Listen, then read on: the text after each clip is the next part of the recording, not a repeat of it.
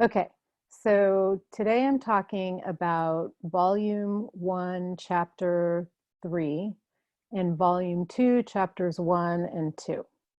And most of that consists, maybe all of that consists of the truly extraordinary tale of Raymond and why Lorenzo shouldn't challenge him to a duel to defend Agnes's honor. By rights, they should have a duel because Raymond has defiled Agnes, especially now that she's a nun. She shouldn't be having sex with people. And one of the things that this section does so well is make us, I think, truly sympathetic to Agnes in a way that we probably aren't truly sympathetic to Antonia.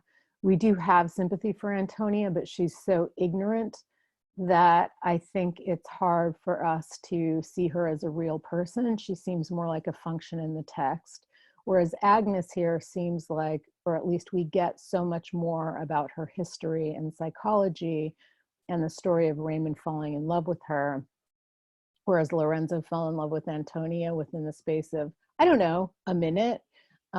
Raymond knows Agnes for a long time, and we get Agnes's declarations also, especially condemning him.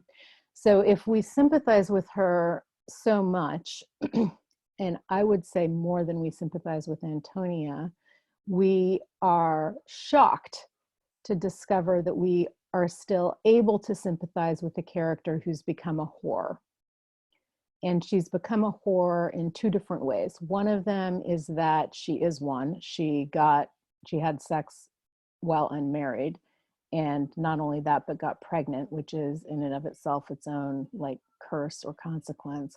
But she also does this while she's a nun, which makes it yet another crime, a sin against God. And the consequence for that is that the prioress keeps her in the convent. And we fear for her well-being at the very least.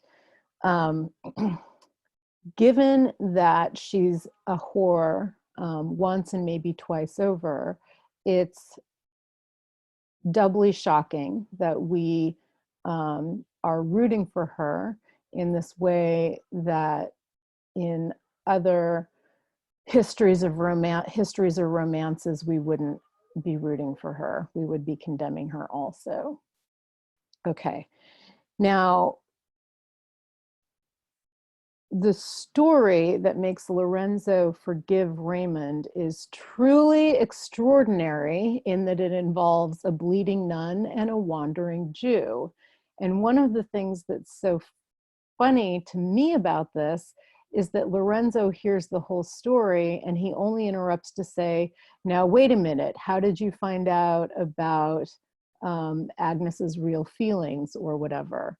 And he doesn't doubt on any level the supernatural events that kept Raymond from marrying Agnes originally.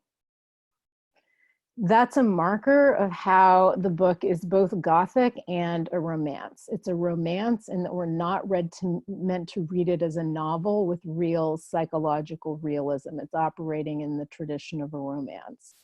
And it's Gothic in that there are elements of the supernatural, or at least hints of the supernatural. Here, they're just very clear. In other Gothic romances, it turns out that what seems to be supernatural wasn't really. Here, it actually is. And then the third point I wanted to make is this great moment in,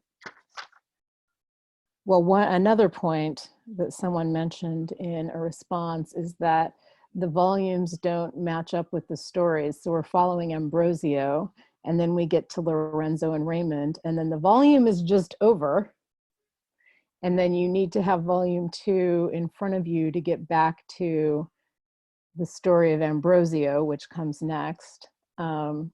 And that is a weird disjunction. He is not following the rules or the rules of volumes, where you get a volume that ends when a specific, you tell a story and then there's a specific other sort of climax or event that leads you into this other sort of climax or event at the end of volume 2 that brings you to the true climax and denouement of the novel. He just switched stories. Okay. And then he has this beautiful defense of writers. And it's not really a defense. Let me find where it is. It's on 199 in my book, which doesn't help you because I brought home back in the before times, the wrong edition of the book, but it's in volume 2, chapter 2, and it's right after the poem that Theodore writes called Love and Age.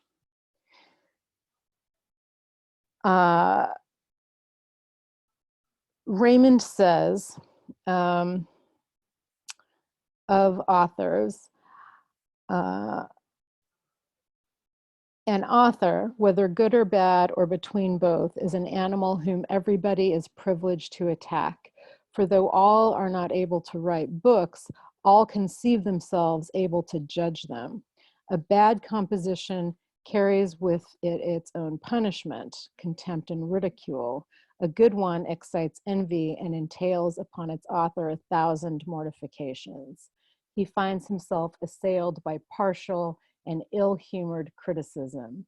One man finds fault with the plan, another with the style, a third with the precept, which it strives to inculcate, and they who cannot succeed in finding fault with the book employ themselves in stigmatizing its author. He is the defending here already the critics who would assail his novel and say that it's really bad, which I'm not sure it's not bad, even if it's fascinating and captivating. Saying that there's problems with the novel, and then if you can't find problems with the novel, you go to problems with the author. All right, so he's sort of emptying the kind of criticism that he expects the book might get, which is clever. Okay, see you in class.